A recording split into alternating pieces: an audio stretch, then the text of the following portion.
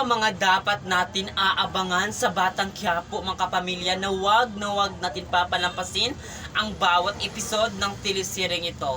Dahil sa pagkakulong ni Tanggol, mapapahamak ang kanyang buhay kasi itong si Olga, hindi siya mapakali at hindi siya titigil hanggat hindi mamatay itong si Tanggol na anak ni Ramon, kasi mayroon siyang inutusan doon sa kulungan na kung sino ang makapapatay at makadala sa ulo Tanggol kay Olga ay bibigyan niya ng malaking pera, 2 milyon. Kaya marami talagang interesado sa alok na ito ni Olga para lang talaga ay magkapira sila. Gagawin nila lahat para dito sa pagpatay kay Tanggol. Kaya aabangan natin yung mga puso. Ganun pa man, may panibagong plano itong si Olga. Balak niyang patayin itong si Monique.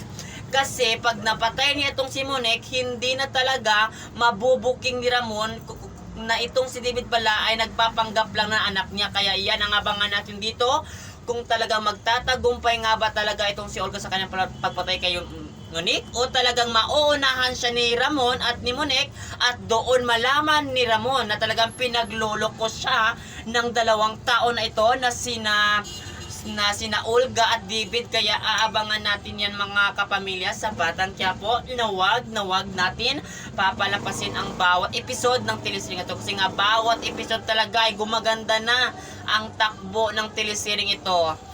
Kung mahuhuli, mabubuking itong si Olga at si David talaga na pinagloloko lang talaga nila itong si Ramon, baka dito na nga sila mapapatay sa kamay ni Ramon dahil mga traitor ang mga taong ito. Kaya yan ang aabangan natin dito, kapamilya, sa Batang Quiapo na lagi natin pinapanood tuwing gabi. At yun lang, maraming salamat sa panonood sa teleseryeng ito. Thank you!